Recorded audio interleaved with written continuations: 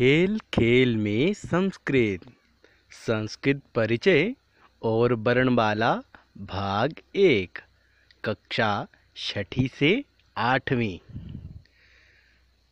नमस्कार प्रिय विद्यार्थियों, मैं हूं डॉक्टर अमनदीप शर्मा, शास्त्रीय अध्यापक, राजकीय माध्यमिक विद्यालय कस्बा कोटला। प्रिय विद्यार्थियों, आपका संस्कृत कक्षा में स्वागत है।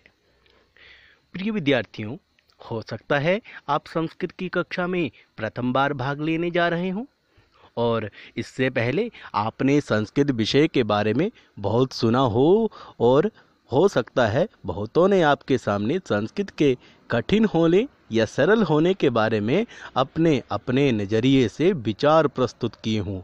और ये भी हो सकता है कि आप पहले से ही संस्कृत पढ़ रहे हों, परंतु फिर भी आपके मन में संस्कृत को लेकर बहुत सारे प्रश्न होंगे। अतः उन्हीं प्रश्नों के समाधान के लिए हम आपके समक्ष संस्कृत से जुड़े कुछ रोचक तथ्यों को प्रस्तुत करने की कोशिश करेंगे। क्या आप जानते हैं संस्कृत विश्व की सबसे प्राचीन और वैज्ञानिक भाषा है? कहाँ हुआ संस्कृत का जन्म? संस्कृत का जन्म क्षेत्र भारतीय उपमहाद्वीप है। कब हुआ संस्कृत का जन्म? विद्वानों का मानना है कि विश्व की सबसे प्राचीन कृति ऋग्वेद है, जो संस्कृत भाषा में लिखी गई है। ऋग्वेद का समय आज से कम 5000 वर्ष पूर्व तो माना ही जा सकता है, इसलिए संस्कृत भी उससे पहले अस्तित्व में आई होगी। क्या कहते हैं संस्कृत के बारे में नासा के वैज्ञानिक? नासा के वैज्ञानिकों ने शोध में पाया कि संस्कृत भाषा का प्रयोग करके कंप्यूटर प्रोग्रामिंग को सरल बनाया जा सकता है तथा इस भाषा के उपयोग से कंप्यूटर प्रोग्रामिंग में किसी भी प्रकार की त्रुटि होने की संभावना खत्म हो जाती है। क्या मिलेगा संस्कृत पढ़कर? आइए जानें संस्कृत के लाभ। भाषा की दृष्टि से संस्कृत के पठन से हिंदी भाषा की बारीकी से अध्ययन हो जाता है, क्योंकि संस्कृत हिंदी से अधिक संपन्न भाषा है। शोध की दृष्टि से अमेरिका के शोध बताते हैं कि संस्कृत पढ़ने वाले व्यक्ति का दिमाग तीव्रता से विकास होता है। अध्यात्म की दृष्टि से संस्कृत देवताओं की भाषा है, जिसका भारतीय पूजा पाठ में सर्वत्र प्रयोग होता है।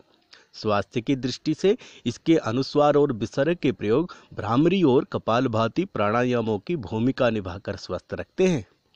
व्यवसाय की दृष्टि से अध्यापन, आयुर्वेद, योग, कर्मकांड, भाषा शास्त्र, लोक सेवा आयोग इत्यादि संस्कृत के असंख्य क्षेत्र हैं।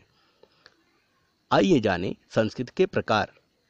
संस्कृत को हम 2 भागों में बांट सकते हैं। संस्कृतम, वैदिक संस्कृतम, जिसका प्रयोग प्राचीन काल में वेद मंत्रों में हुआ है। दूसरा इसका भाग है लौकिक संस्कृतम। इसका प्रयोग वाल्मीकि रामायण से लेकर आज की संस्कृत में होता है। अरे कोई बताएगा संस्कृत की वर्णमाला कैसी होती है? संस्कृत की वर्णमाला का निर्माण महर्षि पाणिनि ने भगवान शंकर के 14 बार डमरू बजाने से किया। संस्कृत वर्णमाला 48 वर्ण इसमें होते हैं। 8 वर्णाः संस्कृते कथयन्ते। तो मूल स्वर हैं 5 और दीर्घ स्वर हैं 4 और संयुक्त स्वराः 4। इनकी संख्या अच कहलाती है। कुल स्वर मिलाकर 13 हुए।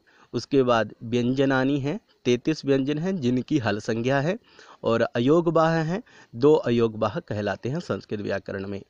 और इस प्रकार कुल मिलाकर 48 वर्णों का संयोग हुआ। आइए आगे चलते हैं। आइए जानें स्वरों और उनके वर्गीकरण के बारे में। स्वर परिचय। अ, इ, उ, रि, लृ। मूल स्वराः आ, इ, उ, रि। दीर्घ स्वराः ए, ओ, ऐ, औ। संयुक्त स्वराः। मूल स्वर, दीर्घ स्वर और मिश्रित स्वर में क्या अंतर है? मूल स्वराः जो स्वर किसी अन्य स्वर की सहायता के बिना बोले जाते हैं, जैसे अ में कोई अन्य स्वर नहीं है। दीर्घ स्वराः, जो स्वर दो समान स्वरों के योग से बनते हैं उन्हें दीर्घ स्वर कहते हैं। जैसे अ जमा अ आ, ई जमा ई, उ जमा ऊ, री जमा री। मिश्रित स्वर, जो स्वर दो स्वरों के मेल से बनते हैं मिश्रित स्वर कहलाते हैं। जैसे अ जमा ई ए, अ जमा ओ, अ जमा ए। अब जानते हैं व्यंजनों के बारे में। संस्कृत में व्यंजन वर्णों में जब तक स्वर नहीं जुड़ते उसे हलंत अर्थात आधा माना जाता है। व्यंजनानि, वर्गीय व्यंजन, कवर्ग, चवर्ग, टवर्ग, तवर्ग, पवर्ग के भेद से इसके 5 भेद हो जाते हैं और प्रत्येक वर्ग में 5-5 अक्षर रखे गए हैं। कवर्ग में क, ख, ग, घ, ङ, चवर्ग में च, छ, ज, झ, ञ, टवर्ग में ट, ठ, ड, ढ, ण, तवर्ग में त, थ, द, ध, न, पवर्ग में प, फ, ब, भ, म। और इनकी संज्ञा स्पर्श व्यंजन है जो कि कुल मिलाकर 25 बनते हैं। व्यंजनों का दूसरा वर्गीकरण अवर्गीय व्यंजन है जिसमें य, र, ल, व अंतस्थ व्यंजन कहलाते हैं जिनकी संख्या 4 है। श, श, स, ह। इनकी संज्ञा ऊष्म व्यंजन है जिनकी संख्या 4 है। इस प्रकार से कुल मिलाकर 33 व्यंजन हुए। अब जानते हैं अयोगवाह के बारे में। अयोगवाह, जैसे कि इसके नाम से ही जान पड़ता है कि अयोग अर्थात बिना किसी अन्य स्वर या व्यंजन के योग से जिनका उच्चारण नहीं हो सकता अयोगवाह कहलाते हैं। इनकी संख्या 2 है। अयोगवाह के भेद, अयोगवाह के 2 भेद हैं। अनुस्वार, अनुस्वार का भेद है अनुस्वार और अनुनासिक, जिनको चित्रों के माध्यम से आप देख सकते हैं। अनुस्वार का उदाहरण है अंत, अनुनासिक का उदाहरण है चांद। अयोगवाह का दूसरा भेद है विसर्ग। विसर्ग का प्रयोग प्रत्येक व्यंजन के साथ हम देख सकते हैं। आइए जानें, समझें और करें अभ्यास।